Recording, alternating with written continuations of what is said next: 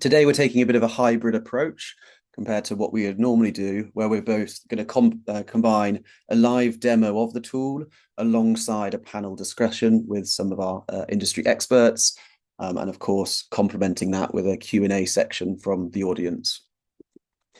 Before we start, just to talk through the agenda, I'm going to do a bit of welcoming and housekeeping. Then we're going to pass over to my colleague Will for the live demo. He's going to explain some of the key features that the digital estate should at least be aware of. I'm then going to be leading a panel discussion with our two experts, Ian and Roger, then followed by another demo where we're going to be today launching our new nature risk and resilience reporting tool for use by the estates. And that includes some of the work we've been doing with eftec, which you will hear a lot about later, which is around natural capital asset valuations. Then for the remaining 20 minutes or so, we will be having a Q&A session. It is worth saying that this session is planned to be 90 minutes, not 1 hour. So the Q&A session will happen just after 1 p.m, with the first hour being the demo, as well as those discussions that I've mentioned. So hopefully you're all fairly familiar with this for now, but just a bit of housekeeping. As this is a webinar, your camera and your microphone will be kept off for the duration, but that doesn't mean we don't want to hear from you. So please, any questions you've got, please use the Q&A function at the bottom of your screen. Our team behind the scenes will be going through those and either answering them live, or we'll be saving them for the Q&A session at the end. The webinar is being recorded, so please do visit our YouTube channel. Just search LandApp and you should find plenty of previous webinars, and this one should be out early next week. And then finally, when you leave the webinar, please just take 30 seconds to complete our feedback survey. We do that at the end of every single one of our webinars, and it just helps steer the future direction of the next series.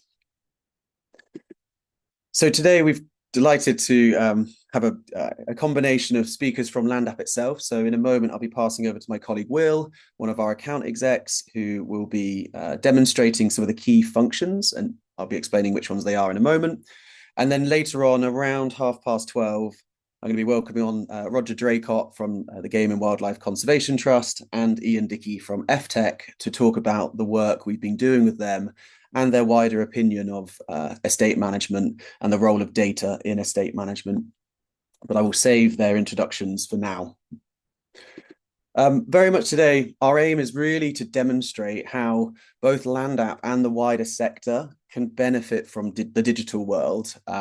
We're seeing a lot of progress within technologies, and we're really here as a tool to support, and very much today as a bit of a showcase of all the different things that LandApp can support you with.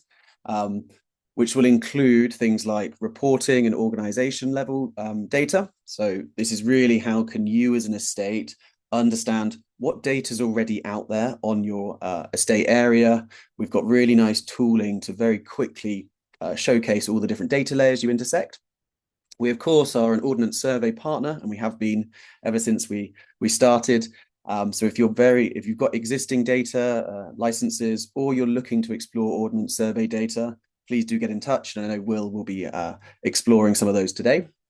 Alongside that Ordnance Survey data, we have a very well used print function, arguably probably our most used function still within the tool. And so will be demonstrating how you can take your maps and export them into the real world. So that may be putting out prints onto your office wall or sharing them around with colleagues and stakeholders. We're also going to touch on our UK Habitat Best Guess Baseline. This is an automated way of LandApp creating a habitat map for your estate. Anywhere in Great Britain now, we can at least automatically create a best guess of what we think is there based on existing data layers. And this acts as a starting point for any ecological surveys or any future schemes you may want to enter into.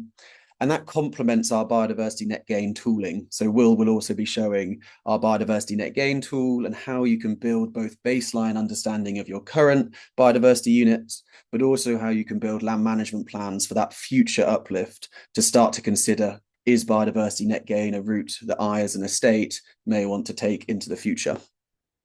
And then the final one on this screen is the nature risk and resilience reporting.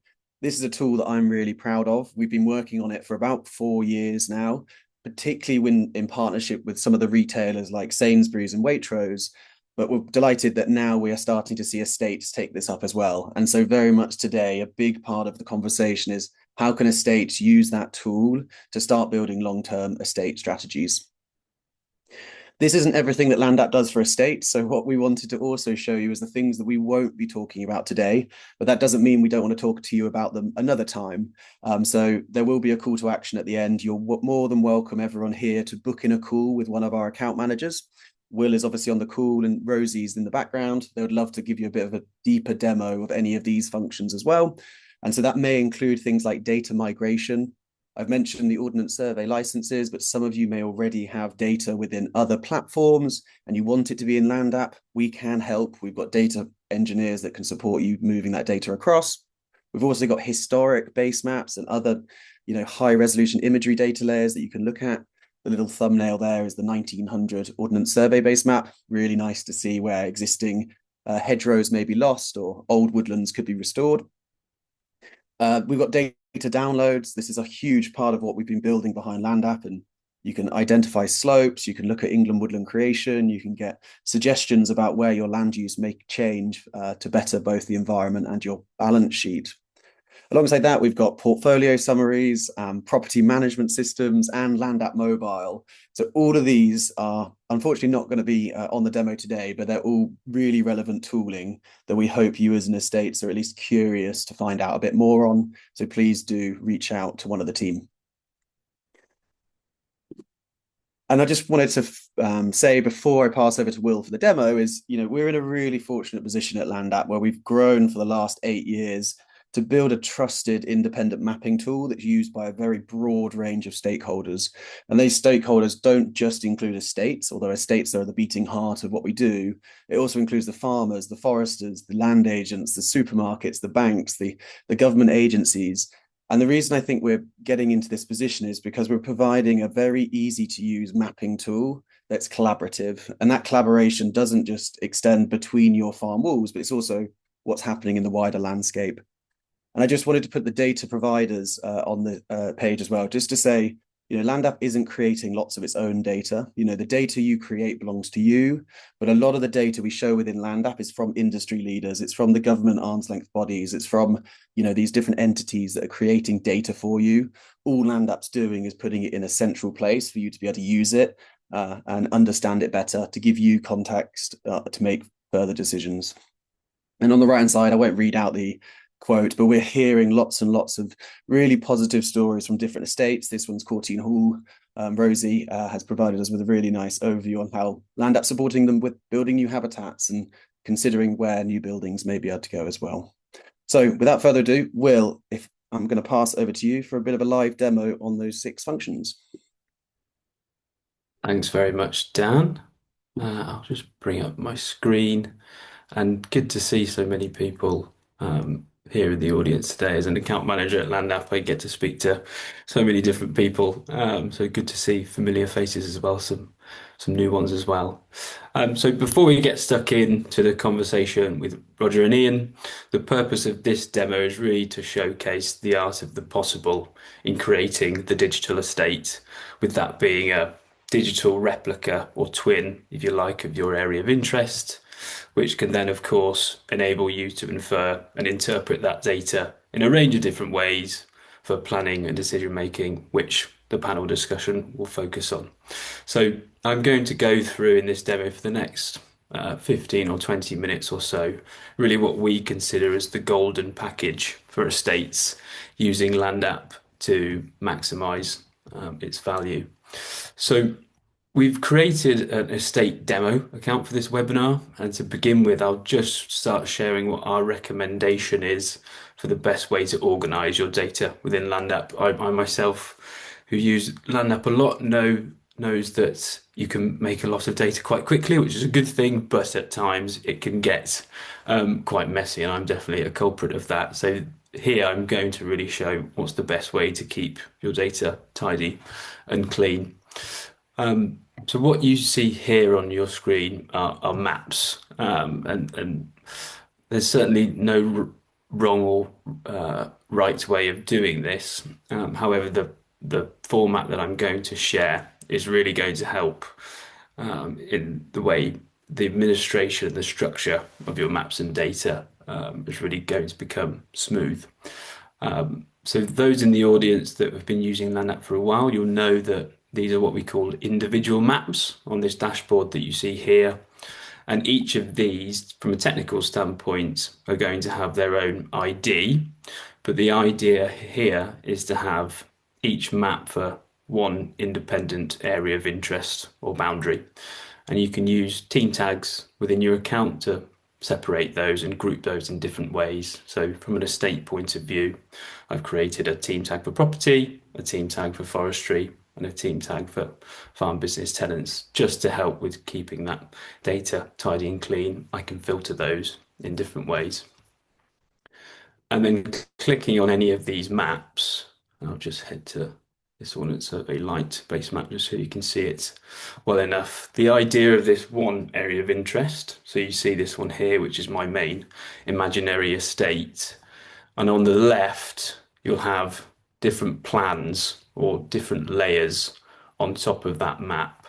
So the idea of this setup with a map of interest and then different plans to layer on top of those maps is really helping in terms of keeping that system clean and organized. So that little eye icon next to each plan enables me to switch that on and off.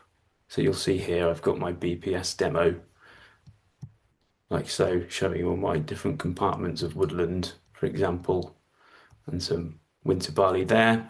I've got my countryside stewardship higher tier plan on top of that as well.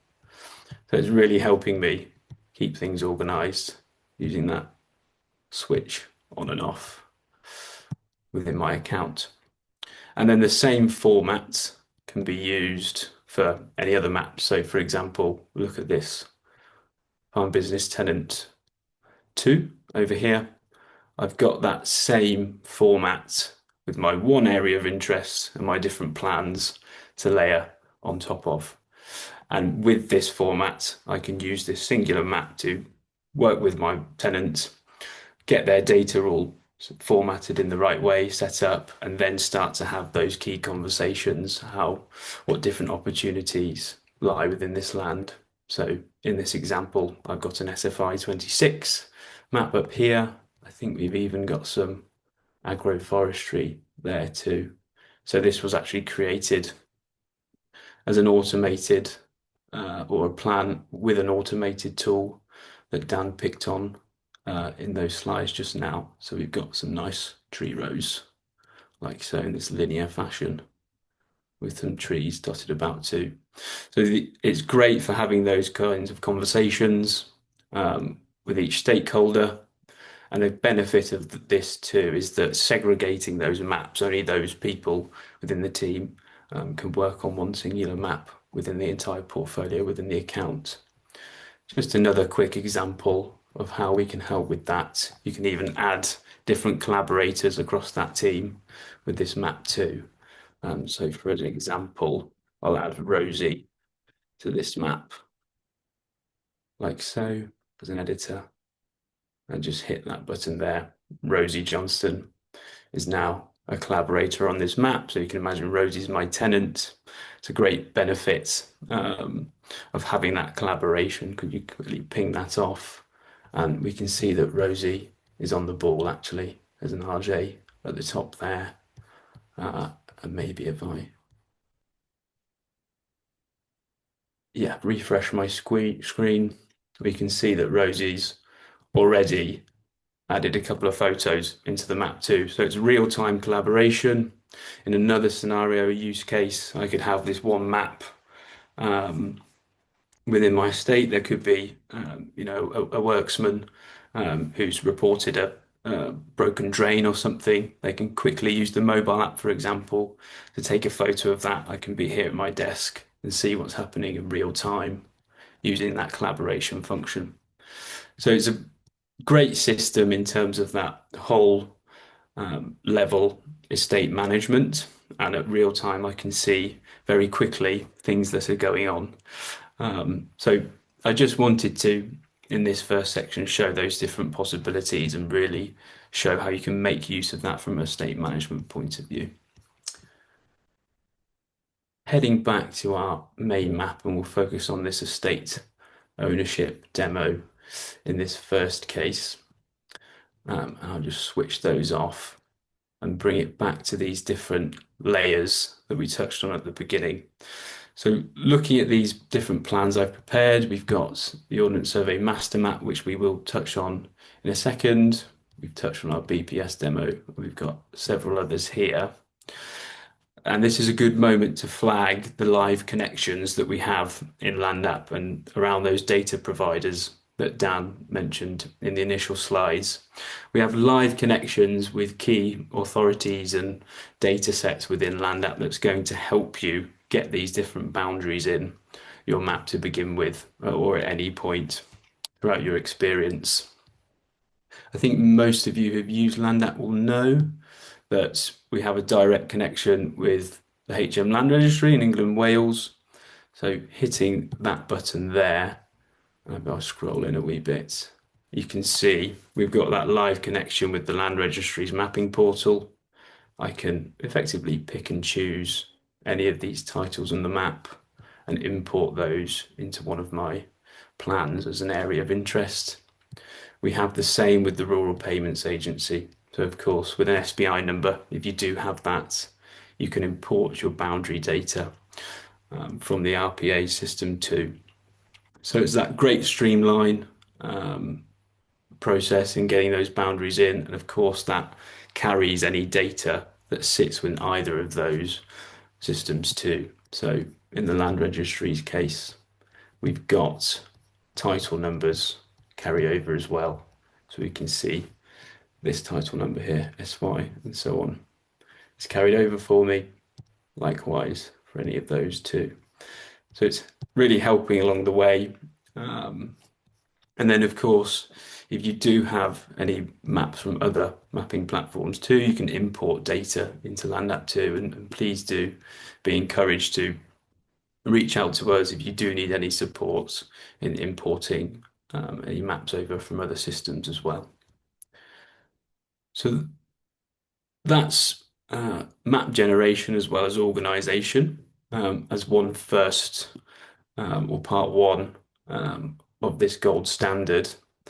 We wanted to flag next the Ordnance Survey MasterMap. It's one essential component, I suppose, of the digital estate. I think most people will know what the Ordnance Survey MasterMap is, but if you don't, essentially it's the gold standard of digital mapping in Great Britain. So it's a really professional grade database that captures the country in really incredible detail, literally down to fence lines, if we can find some here. Maybe if I head down there. Building footprints, even letterboxes that I see coming up at different points. And think of this as a massive kind of living digital twin of the British landscape, which of course is a really great benefit and asset digitally to any organisation that wants this level of detail. And it's perfect for establishing that kind of source of truth, if you like, for your estate. LandApp are an Ordnance Survey partner, meaning we work quite closely with Ordnance Survey and we're authorised to resell Ordnance Survey data and build products and services. Using it, we're really pleased to serve this kind of data in LandApp. Most, if not all, Ordnance Survey products are associated with a 12-month license. And all LandApp users are able to purchase Ordnance Survey licenses for the available products, irrespective of their LandApp subscription. But focusing on the value that it has as a source of truth, in this example, in my estate demo, we've got really detailed views of all those physical assets across my estate, as well as the different rivers, streams, field parcel breakdown, ponds, etc. So I've really excelled in terms of the detail that I have my hands on within my account. And just to validate that, if I switch the base map here to this aerial view, just to have a look at the accuracy of this product, these what looks like a farmyard maybe these paddocks here. It's pretty bang on looking at it. You just see the comparison there. Yeah, I'm pretty happy with that. So you can see from this example, the Ordnance Survey MasterMap is giving me that digital twin, if you like, that I'm after. In LandApp, you can purchase this directly. I think this was about £250 to purchase over roughly 700 hectares. But purchasing that means that I have full use of this data for a 12-month period. And that also allows me to generate unlimited prints over that area as many times as I like within that period too. And just to give you a quick example of what one of those prints looks like, I've created this one in Blue Peter fashion here. So we've got a print of my entire estate with the Ordnance Survey MasterMap. I've got this frame around the area for me that from there, now that I've created it, I can print that freely as many times as I like within the 12-month period. And then the result is this quite clean, professional looking print that I can, put on my wall. I can share that with any of my clients or people across the estate. So great aspect there. And then moving on to this third pillar, I think that we're going to quickly work through in the demo is the UK habitat best guess baseline. So switching that off, I'll just turn that on. And to explain this here, the last piece really, as we get onto the next panel discussion or the demo as well of the nature reporting side of things, we serve habitat data within LandApp. We've chosen UK habitat classification as the data framework that sits within that. UK Hab being a unified system and data framework that basically defines different land use types and habitats across the UK and uses an industry standard to survey, classify and map habitats across Great Britain. So think of it as Ordnance Survey being the kind of skeleton of your estate, so the different shapes, buildings, roads and fields. UK Hab is like the skin of your estate, so that tells you the ecological data, that exactly what's growing and living on that land. And we're using the latest version of UK Habitat Classification, which is version 2, I believe.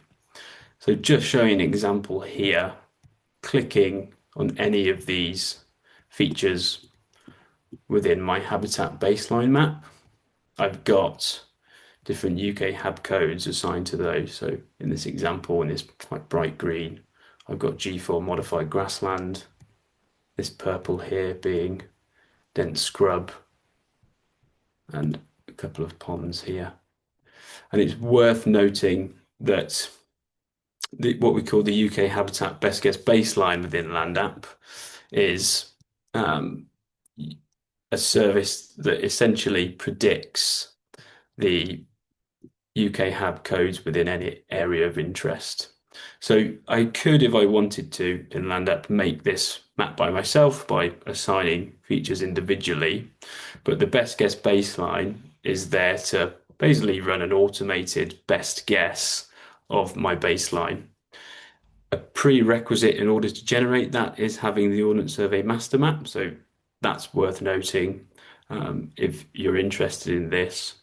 But the best guess itself is basically a tool in which uses, I think, 7 different data sets, and they're including Priority Habitat Network from Natural England, Forest Inventory from the Forestry Commission. We use Earth observation using the Sentinel satellites from the EU, RPA data, and 3 others that I can never remember. Probably Dan might be able to help me with that, to essentially predict what the most likely habitats are within my map. And the result is something like this. So I've got this quite colourful mosaic of different UK Hab codes and land uses and habitats across my whole map. So the benefit of this, I suppose, is, of course, helping you to understand natural capital, enhancing nature, which are all becoming much more important things across the industry. It gives a really good head start in generating a baseline map in LandApp. Of course, there'll be different varying levels of accuracy within this baseline. It hasn't been ground truth by a professional. It's desk-based, but it's a great building block, if you like, to start that journey in understanding natural capital. On top of that, and this really relates to the next part of the webinar, is this ability, again, looking at these different layers to create land management plans. So again, this type of plan is using UK habitat classification data, but this is where we want to maybe map out different changes or land use changes across my map. You might be working with an advisor to do that here. So I've created an example of, I think down here, adding lots of lowland calcareous grassland, some mixed scrub on the side here, some buffers across my arable fields. I think here some traditional orchards. So not only is this quite a nice visual, you could link it to different funding schemes. So we've got our higher tier map here. You could relate those things, maybe understand different values from funding sources you could create from these different land use changes. But at the same time, within LandApp, we focus on biodiversity net gain too. So anyone using a professional account within LandApp can estimate biodiversity net gain units across any habitat data that they've created. So it's a case of heading to the toolbox on your baseline map and seeing that tool there. Of course, the benefit of using UK Hab is that Natural England have adopted that framework for biodiversity net gain. So through the same logic, LandApp is able to estimate, if you like, the different baseline units. And because I have a land management plan in my account or in this map too, I can see what potential difference that might create. So I've popped those under this folder here. I'll just switch off that UK Hub one there and my hides here. And then running that tool of the estimate biodiversity net gain will come back with 2 copies of the same data. But this time, clicking on any of them on my attribute table, this time I've got estimations of biodiversity net gain units. So changing this area of what was quite productive modified grassland to lowland calcareous grassland, that's creating an uplift in BNG units of 18.56. Likewise, with this mixed scrub, for example, smaller uplift of 3.86. So from this, what you can infer is essentially what estimates in uplift am I creating with these different scenarios, and therefore I can judge whether these different changes or overall strategy even of my estate is going to be viable and worth it as I get involved potentially, or working with my advisor to explore different opportunities from a biodiversity net gain point of view. And of course, that framework has been used in other sectors within this emerging area. Okay, I think I've reached time and just shown quickly a few pre-prepared things across this demo. I know there's been hands up, but I think we're going to save questions at the end. And I'll stop sharing and hand back to Dan. Great. Thank you so much, Will. And yeah, there's definitely questions coming in. We will handle those during the Q&A. And I know Rosie is trying to handle some of them live as well. So right now I'm going to pop up the slides again, and we're going to move on to a bit of a discussion with our panel. So if I could welcome Roger Draycott, firstly from GWCT. He's the Director of Advisory and Education, to introduce yourself. And then in a moment, we'll bring in Ian Dickie from eftec. But Roger, over to you to say hello. Thank you, Dan. Good afternoon, everybody. So I'm Roger Draycott. I'm Director of the advisory team at the Game and Wildlife Conservation Trust, and we spend a lot of time out on the ground advising individual farms and estates on land management issues, but also increasingly advising groups of farmers as well, be that through farmer clusters or environmental farmer groups. And so we're using Land App a lot for a wide range of activities. Great. Thank you, Roger. And I've got some questions, but firstly, we'll let Ian introduce himself. Yeah, hello everyone. Thanks, Dan. My name's Ian Dickie. I'm a director of economics for the environment consultancy eftec. So I've been working as an applied environmental economist in the UK for over 20 years. If you don't know what that involves, then hopefully you will by the end of the webinar. And I should also say I'm a member of the UK Climate Change Committee Adaptation Committee. But yeah, I'm speaking in this as a director of eftec in a personal capacity. Thanks, Ian. So Roger, I thought I'd ask a first question. Actually, I'm going to stop sharing my screen so we can see each other. I was just thinking about estate evolution. Obviously, we've just seen from Will that there's a lot of data out there, but I guess just looking more at the broader landscape to start with, how have the core expectations and kind of the economic viability of the average estate shifted over the last decade or so? And kind of part of that is the digital approach now more of a luxury than it is a necessity? Or is it the other way around?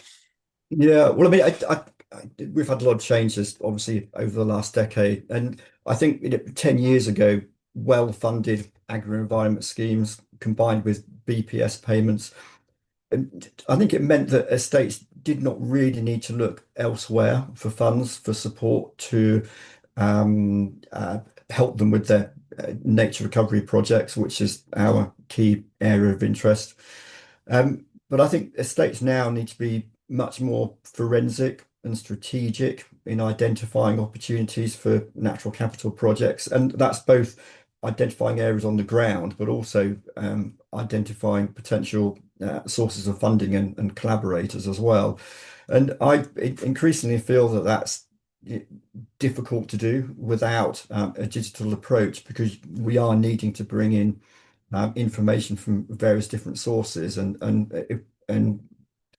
in many ways you can't do that without a digital approach. So yeah, it's increasingly becoming essential. Yeah, completely agree. And Ian, just to bring you in on that point, natural capital was mentioned a couple of times there, and it can feel like a bit of a buzzword at times, but from your perspective, why is it, commercially essential that estates put a formal value onto their environmental assets? Yeah, so I think it's really important to start applying economics in this context. As Roger said, there's lots of new challenges, things changing, richer data sets, new opportunities like with nature markets. So how do you prioritize? How do you assess trade-offs? That's what economics is for. And natural capital is effectively the framework for applying economics with all this data. Yeah. One of the opportunities that perhaps is well timed for this webinar is on Wednesday, sorry, we obviously had the land use framework announced. I've given it a first read and I'm not expecting anyone on the panel to have done a deep dive here, but Roger, what were your initial, I guess, thoughts and reflections from the land use framework? Is it an opportunity? Is there kind of any initial concerns or questions you have? Yeah, well, I mean, and what struck me was that from a sort of a government perspective, in terms of the direction that they're wanting the sector to go in, I feel that it sort of brings together and distills for the first time the government's economic and green ambitions. And really sort of highlighting how important farms and estates are going to be in delivering those ambitions of the government. And key there, obviously, is the support that's going to be available to help with those ambitions. But I mean, what kept coming through to me was the phrase multifunctional land use kept coming through, and I think digital mapping greatly facilitates that, because you are literally stacking those multifunctional land uses in your estate management through mapping. So yeah, I mean, I need to read it in detail, but I thought that it's starting to we're starting to get clarity from government in that distillation of the direction of travel that they're going in. Yeah, I think one of the initial reflections really is it feels like it's the government drawing a line in the sand about how we value land a bit better. It's not just about the productive output. It's about considering those natural capital benefits, whether they're public benefits, stopping the local village flooding, or the private benefits that you could unlock. So Will's touched on biodiversity net gain. But Ian, I wanted to bring you in on that kind of point around value, and particularly public versus private value. Could you kind of explain the shift we're seeing, looking purely from a private business value, agricultural output, for example, more to a public value space? And why should a traditional landowner care about the public value it's bringing beyond its, I guess, private as well? Well, yeah, thanks, Dan. As you've just outlined, the government's objectives are changing, and they include a range of objectives of things they want to achieve from land management. And like I said, assessing those trade-offs, that's where economics comes in. So if we can value the public goods, which we can for several of the key public goods from land in England and Wales, we use methods that align to the government guidance that are used by the Office of National Statistics to publish national natural capital accounts. But then those data are comparable to the commercial data about land use, and also a natural capital perspective. We're looking into the future. What can land provide to us in the future, which is also what the land use framework's about, and also climate adaptation comes into play. So we can see what's the value of current production from the land, what's the risk to that production in terms of land being in drought or flood risk areas. How might that change with the scenarios you can look at in LandApp, and how might the public goods provided change if there's population change in a local area? How does it support public health? We can provide monetary values on a range of those things. And really the best way to interpret that value is along with the physical data about the environment. So you need to look at both together, and you get a richer data set and then better decision making. Yeah, I'm really excited about the work we've done together, Ian, and we will be showing it in about 10, 15 minutes. So if anyone wants to actually see in reality what Ian was just hinting at, which is, how we can take data and actually put a pounds and pence value to it, both your private and public, through some of the methodology developed by eftec, please do stick around. Roger, I wanted to pick up on a point that you'd mentioned just a minute ago, which was around the digital support. Obviously, tech can be scary for some people, and I guess there's the role of the advisor in the wider network of estate support and estate management. So I guess from a game and wildlife conservation trust perspective, how does the digital mapping element specifically support your role in advising estates, both on their conservation but also on their productivity? Yeah, so I mean, every farmer I think that I've ever met loves a good map. Farmers, estate managers get maps. I mean, obviously, in the old days, this was physical maps, often a photocopy of a photocopy. But nevertheless, maps have always been a key tool for farmers, and obviously having a digital element to that aids that enormously. Clearly, it can be very complex. But the map, be it a paper map or a digital map, it is often the starting point for a discussion about a potential project. And then when those maps can be shared across a group of farms with a range of collaborators as well, it can become a very powerful tool. I mean, the key, of course, is simplicity, but the functionality to be able to share across a range of people that are involved in the project, we've found that very valuable. And then when we're taking it beyond the individual farm or estate level to a group of farms, let's say through a farmer cluster or another sort of farmer group, it really becomes extremely valuable as a planning tool, but also a tracking tool as well to track progress over time. We found that very useful.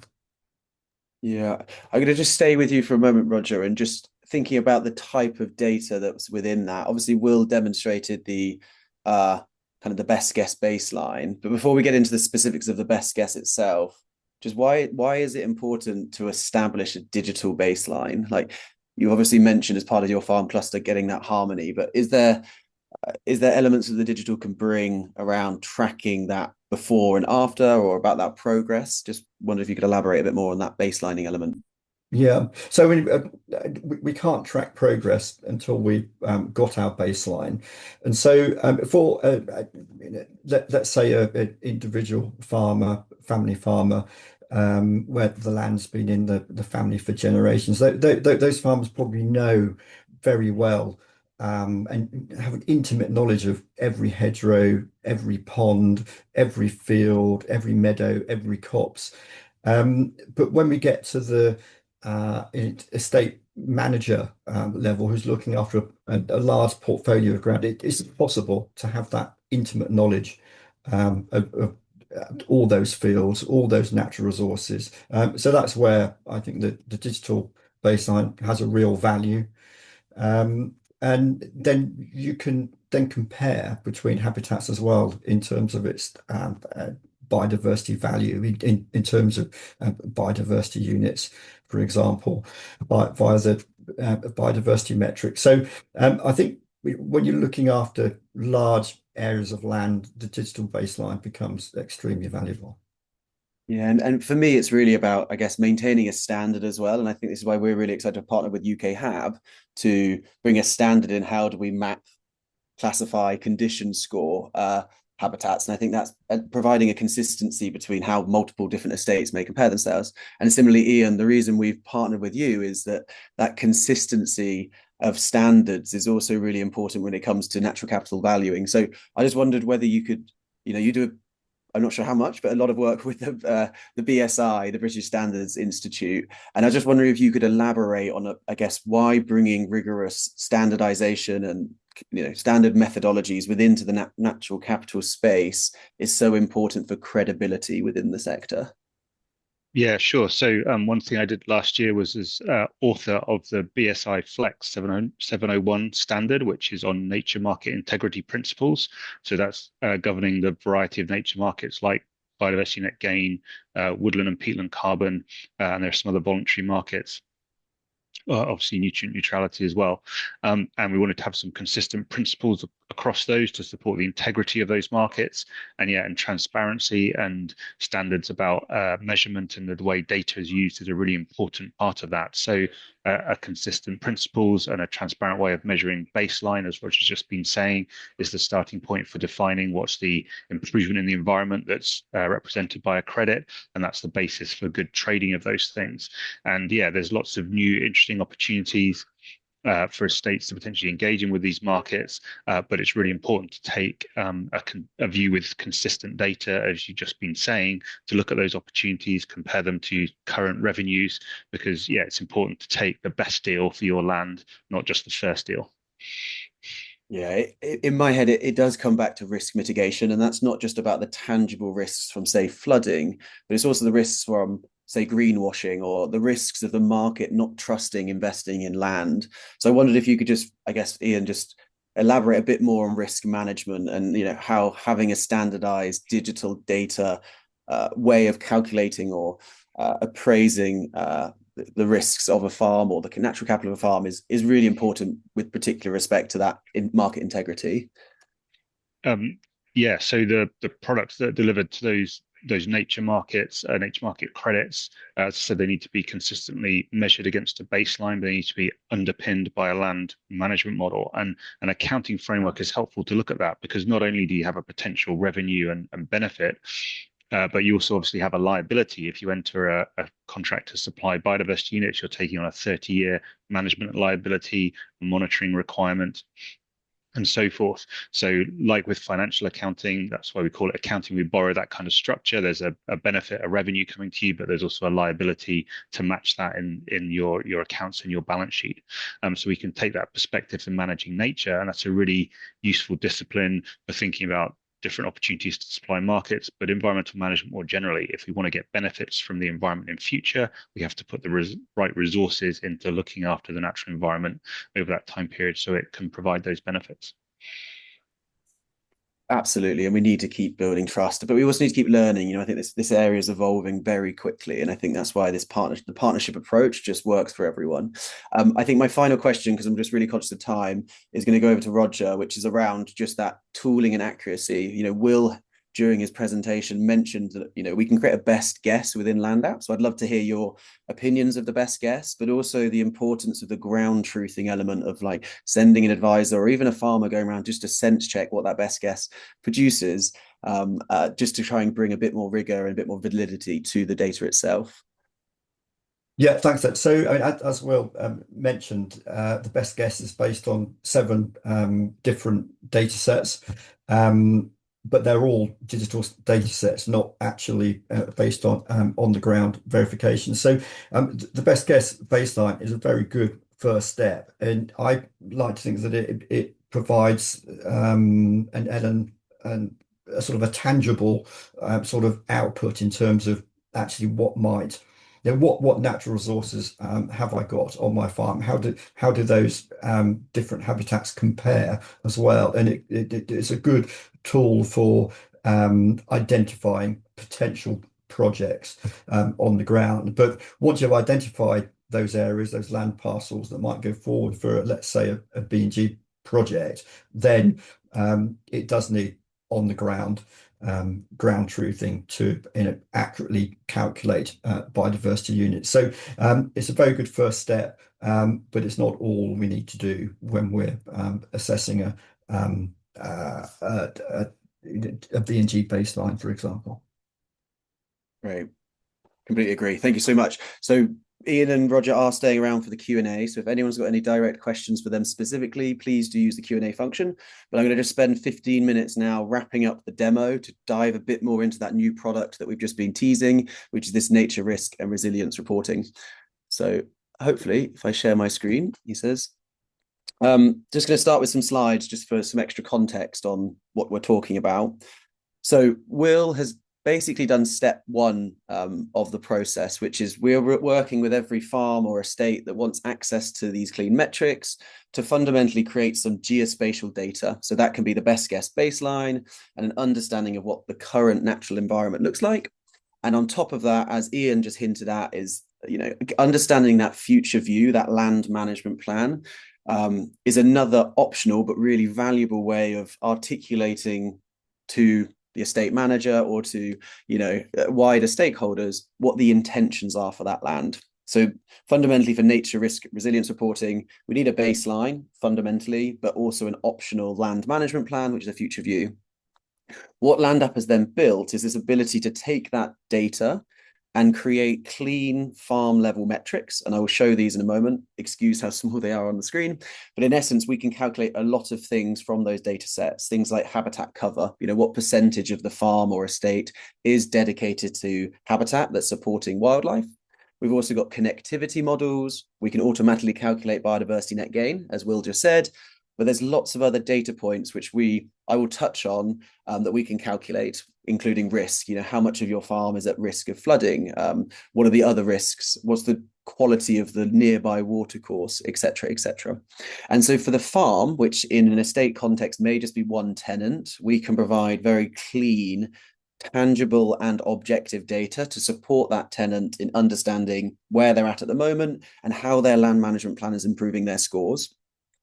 And then for the estate, so the head office or for the estate manager, we aggregate all of those different farms into a clean database. And that database allows you to track over time how different tenants or different parts of your farming business are performing. And that could be as simple as, looking at the size of the farms, which tenant is the biggest, versus tracking some of the more detailed metrics that Ian has just touched on, which of our tenant blocks is delivering the most public value, for example. So in essence, it's a map that we turn into high quality data. And this data, before I show it, is being used already. So I've mentioned our partnership with some of the supermarkets. Those metrics can be used for external building strategies, internal KPI tracking, or just telling your story.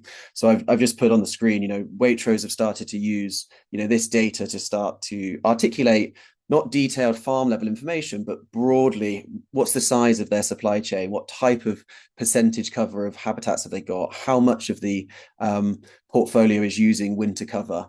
And all these different metrics allow you to demonstrate your environmental improvements or start telling those estate stories.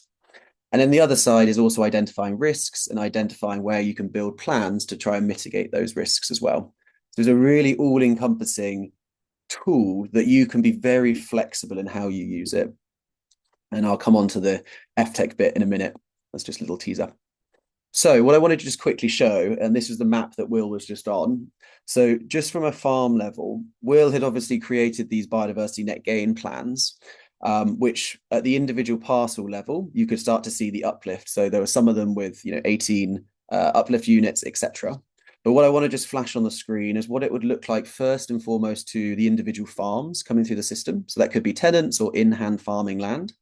It's accessible through this nature reporting button at the top. And this is the scores that Will's main estate demo is generating. So I've mentioned some of these: habitat cover, we spoke about connectedness, Will mentioned B&G. But this interactive dashboard allows either yourselves or your tenants to both see their scores, but also learn a bit more about what those scores mean and how they can improve them. So for example, at scale, that entire estate that Will's mapped, the uplift that we have estimated through the Biodiversity Net Gain calculator is in total 454 units could be sold across this estate. That allows you to see the total value, and I'll come to Ian in a minute on what that may mean. But it provides you with a central place to calculate, quantify, and track improvements over time for the individual farm layer. So I'm not going to go into detail about all of these different things, but you can very quickly see from those farm maps a lot of really detailed information about the individual farms that make up, I guess, your estate.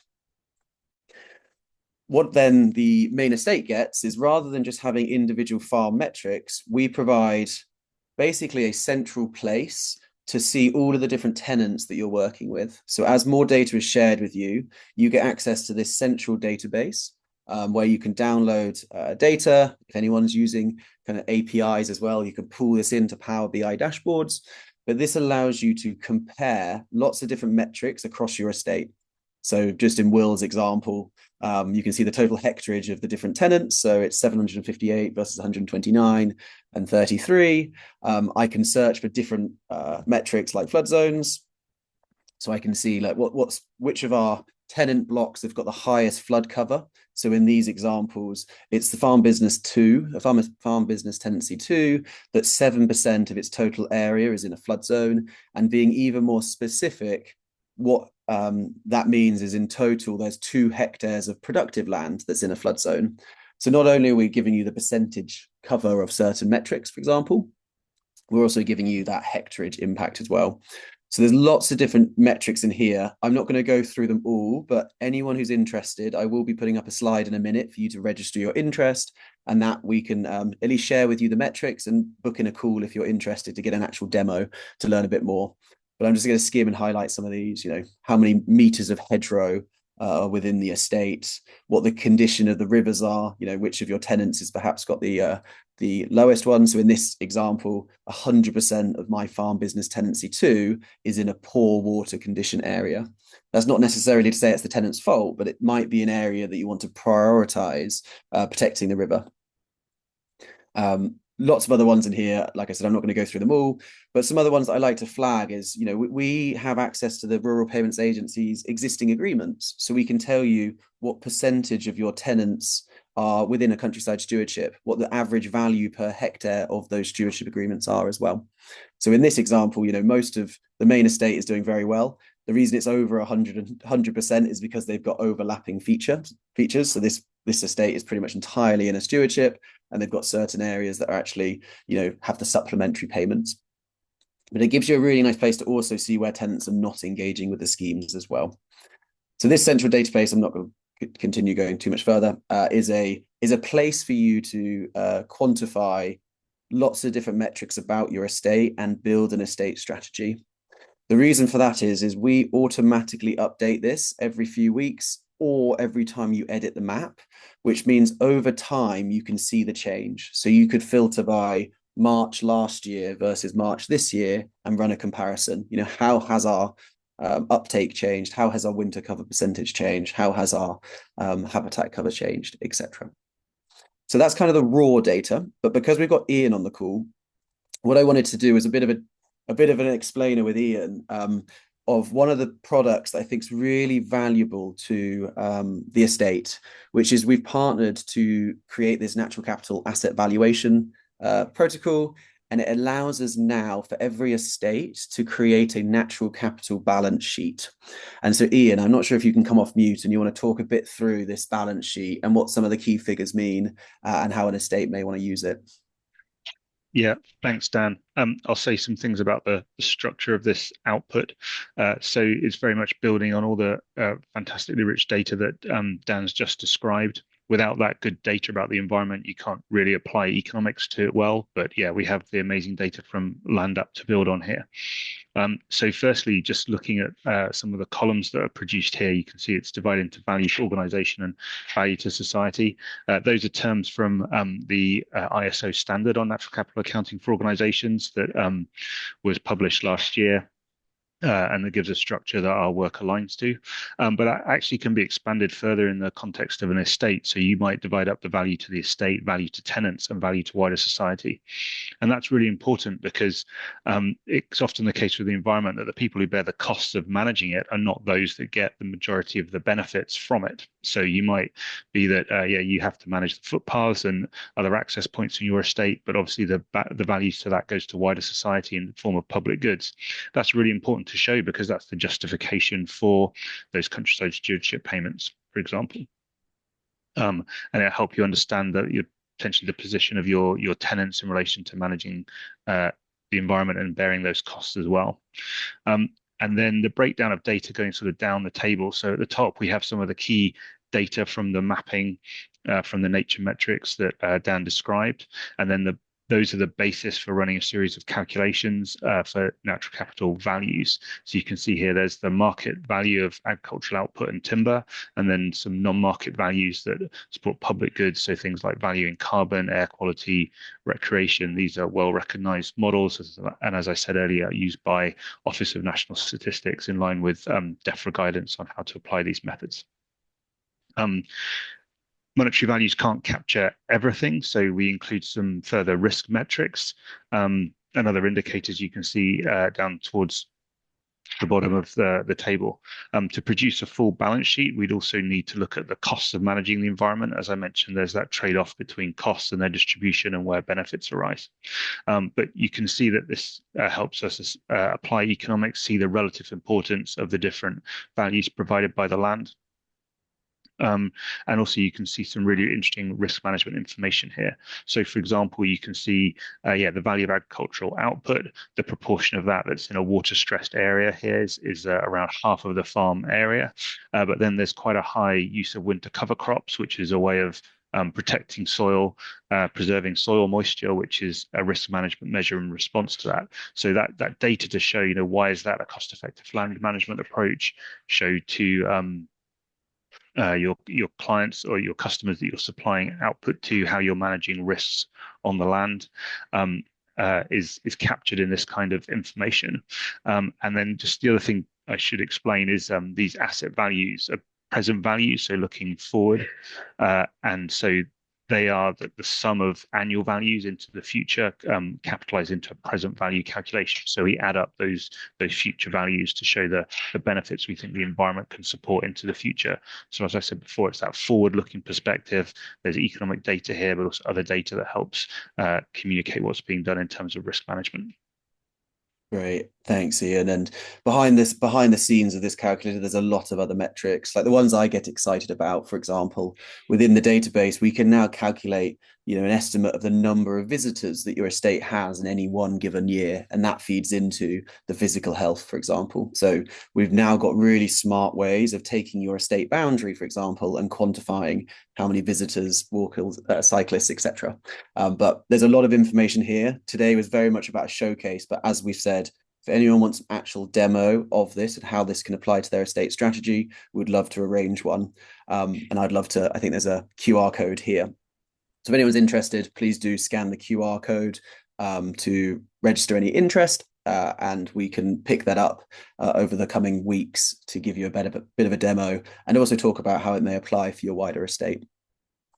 So the final cheeky thing I wanted to do just before we move on to Q&A is just a note to say we currently are in the middle of a fundraise. If anyone on the call is interested in exploring what that may look like in investing in Land App, it's EIS, so it's available under the tax efficient scheme with government. Please do drop Alex, our COO, a message. And on the right hand side, you can see a picture of Jeremy Clarkson's hand poring over a Land App map just to bring it all to life. Anyway, I'm going to now head over to the Q&A, and hopefully there's some questions that we can answer together. So, perfect. First question is, will there be a function for importing local nature recovery strategy data as they become published across the country? I'm happy to answer that one to start with, which is yes, we are currently in discussion with 8, I think, or so local nature recovery strategies that have published their data. And we'll be looking to get them in. However, we are just hesitating because in the land use framework on Wednesday, they hinted at Natural England and JNCC in particular are potentially combining it into a single layer. So bear with us on that point, and hopefully we will be able to get some access to the local nature recovery strategy data. Ian, you've got your hand up. Would you like to come in on that? Well, I was wanting to jump to the last question, if that's all right, Dan, because I think it's a really useful question. So suggesting, hopefully people can see it, but more detailed survey work will be required, for example, if you are calculating biodiversity units to sell in the market. But is this intended as a guide to help judge potential value? Well, yeah, absolutely. You need stages of accuracy of information, but how do you know whether to invest in generating that information? So we've seen estates say to us, we're thinking of doing a drone survey. Do we spend that money? Well, you may need to, but the mapping, the data we've seen is automated, very powerful data sets as they are, and thinking about the value of different benefits from the environment helps make that decision. Is it worth investing in that more detailed survey data? Because it's such a cost-effective and quick system to have all this data linked and able to be generated through Land App. It's a really good point. We're not, the software isn't here to replace the need for an ecological survey, but what we're trying to do is make it as cost effective and as efficient as possible to know the quantum, whether it's worth going towards the B&G scheme or going towards England Woodland Creation or whatever other scheme, the Welsh SFS, etc. And so, a lot what we hear is a lot of farmers, they can come to us and very quickly understand, do we have 500 units to sell, or is it 50, or is it just 5? Even if that quantum, because it makes a vast difference whether you want to pay someone like Roger's team to come around or whether actually it might be another angle to go. So, really picking and choosing which areas of the estate, which areas are best suited is really what we're trying to help with, is what's the potential, but it's definitely not to replace that full assessment. And obviously, if you do go down the B&G route and actually need to register it, ecological surveys, condition assessments are required. Thanks, Ian. And Roger, do jump in if there's any points we make. So just another question on the B&G calculator. Does the B&G uplift calculator factor in the local nature recovery strategies? That's from Katie. So as of today, the calculator within Land App does not include the local nature recovery strategies, simply because we haven't got access to all of them.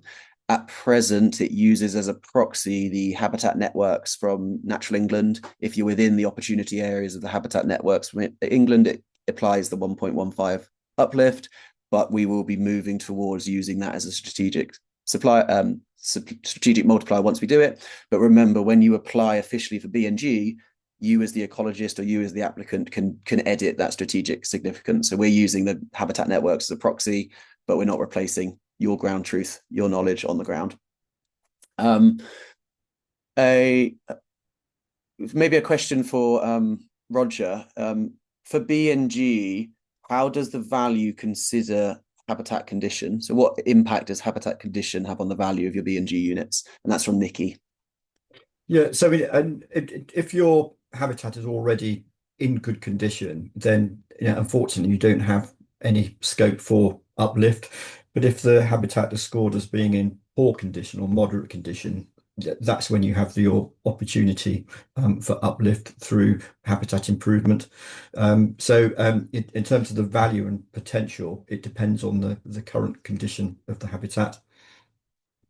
Yeah, that makes sense. And I guess just to elaborate on the land management plan, part of your management plan doesn't always have to be a new creation. You could just be driving condition improvements as well. So you could be going from a poor condition species-rich grassland to a good condition species-rich grassland. That itself generates units without you having to do a habitat creation. Is that correct? Correct. Yeah. Yeah. Thanks. More of a technical question I think I can fire from Haley is how up to date is the land registry information? From experience, there's always a lag between the info being updated upon sale of a property. Is it faster this way? So really good question, Haley. We are at the behest of the land registry. So we have as Will said during his demo, a live feed from their national polygon service. So upon any action happening to that parcel, that title number, there is always naturally a delay as there's a human in the loop to make sure it's correct. And obviously conveyancing and legal, etc., goes through. In terms of the actual timing, it's really variable. I think we get an update every Wednesday and every Saturday. So if it happens on a Thursday, you've got to wait till the Saturday, roughly those timelines. But again, that's only when it's been actually committed to the Polygon service.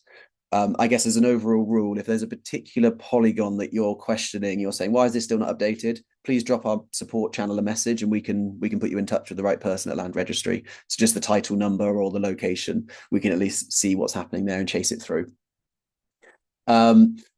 Fantastic webinar, says Alex. I've learned so much, thanks. I can see the 20% discount on pricing for charities. Would Land App ever consider extending the same generosity to parish councils working on a neighbourhood plan for a small deprived village? This could transform our land use strategy. Please get in touch with sales@thelandapp.com. I'm sure they can look after you and work on some form of arrangement. But yeah, just to say, for any charities, we have a flat 20% discount. But yeah, do speak to Will and Rosie. I'm sure they can provide you with some support. Yeah, the last question might be for me to address, Dan. Yeah, Sorry, please do, Ian. Thank you. Just scan that. Yeah, it's a really interesting one. So yes, the natural capital balance sheets we've produced have been used in investment decisions around land. They can be produced at any scale. So we've done the small family farms in the UK right up to investors in the US. One client said to me, I've got 3 million acres of forestry under management. Can you produce natural capital accounts? And yes, we could, and we have. You obviously raises the comparison of how do the natural capital values compare to the values a land agent would produce or a fair market value that an investor would assess. And those values are assessed on a different basis. So natural capital balance sheet provides an alternative perspective to those values. But what it does do is show you some of the risk management approaches that are being put into place, the cost of those into the future and how they protect the asset. So, I mean, with forestry in the US, fire is one of the biggest risks. It's increasing because of climate change. There's also questions in forestry about protecting water resources and whether they have a regulatory liability if they harvest in the wrong way and have impact on communities' water resources. So the natural capital balance sheet could show the estate as being well managed, reducing those risks, and that gives investors then confidence that the book value of the estate in the traditional financial investment terms is robust because there's good risk management information underpinning it. Yeah, really good point. And actually, just maybe I'll bring Roger in a moment, but I think what you've touched on there is also about the cadence of update as well. Ian, is there a standard number of years, decades that you want to get an updated balance sheet, or how often should someone do it, basically? Yeah, I mean, the obvious thing to do is on the same timescales as your financial balance sheets, which for most businesses are annual, but not always. Some quarterly results are very important, but also it depends on the decision-making cycles. So it may be that you want to produce that there's some updates, like updating for price year, and if there's acquisition and disposal of land, that'll obviously change values. You want to do that each year. Some of the models behind the data might get updated less regularly, and that leads to larger updates. So, I mean, one of the longest running examples, we produced natural capital accounts with Forestry Enterprise England over a decade ago. We did the baseline accounts, but we trained their finance team and environment teams to produce those accounts. They've done that themselves each year since. You can find those accounts on their website.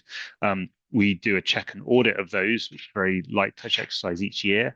And then every 3 to 5 years, we do a more fundamental update, bringing new models into their accounting process. So it can be tailored to the sort of timescales of management and to make efficient use of new data. Roger, what's your thoughts? How often should a baseline be ground truthed, for example? Well, we would say every 3 to 5 years because it takes that long after an intervention in terms of some management on the ground for it to settle in and deliver those gains. So 3 to 5 years. Okay, great. Well, what I'd say from a land app perspective is the data, as I say, as you edit the data, you can either do a bulk update, say a whole 2026 or a 2029 or a 2031 version, or just iteratively as you keep tweaking your plans and say the trees have been planted or the scrub has, I guess, moved on. As the maps update, all the stats that I've showed today will be updated without you guys needing to do anything more.